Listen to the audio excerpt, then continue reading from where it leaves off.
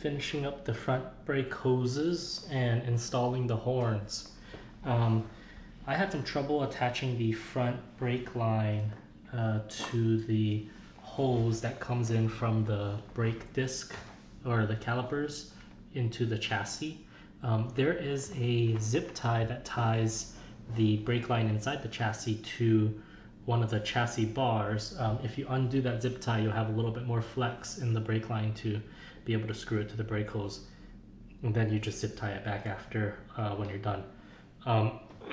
There are torque specs, but you kind of have to torque this one by feel because the torque wrench definitely does not fit on the brake line or the brake hose. The horn was pretty straightforward. It's a little bit different for the 420R. The bolts and nuts were found in pack C. I think they were not labeled otherwise.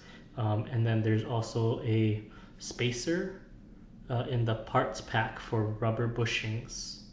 There's a spacer in the parts pack that included the rubber bushings for the front anti-roll bar. So if you need to find that, that's where the spacer is. I'm glad I drilled the hole during the steering rack install because drilling it now would have made it a lot more difficult. But since I did that, it was just simply drop the bolt through and bolt up the horns.